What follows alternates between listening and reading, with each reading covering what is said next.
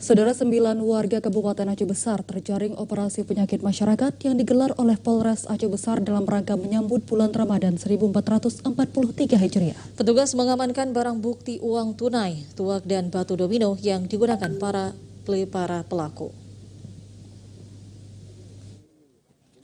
Selain kasus narkotika, 9 tersangka yang diamankan personel Polres Aceh Besar merupakan pelanggar Kanun Aceh nomor 6 tahun 2014 tentang hukum jinayat.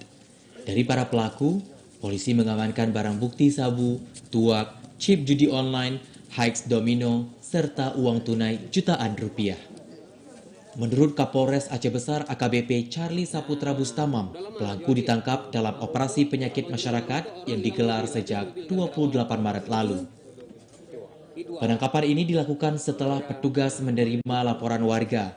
Selain di Kecamatan Selimum, operasi penyakit masyarakat ini juga digelar di Kecamatan Inginjaya, Selimum, Kuta Malaka, dan Kecamatan Lhoknga. Penangkapan ini diharapkan dapat memberikan rasa nyaman besar bagi warga Aceh Besar yang akan menjalankan ibadah selama bulan suci Ramadan. Warga juga diharap berpartisipasi dalam menciptakan suasana aman dan nyaman selama bulan Ramadan.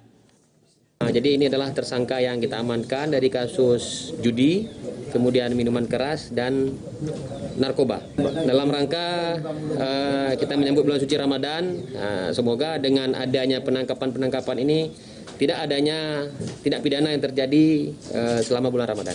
Kami tetap melaksanakan tugas-tugas kepolisian, menjaga situasi Kamtibmas. Kalau memang ada pelanggaran hukum, juga kami tetap melakukan penegakan hukum.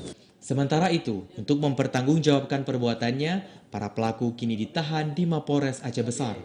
Selain pidana kurungan 7 tahun penjara, sebagaimana diatur dalam Undang-Undang Narkotika, pelaku juga terancam hukuman cambuk sesuai Kanun Aceh tentang hukum jinayat.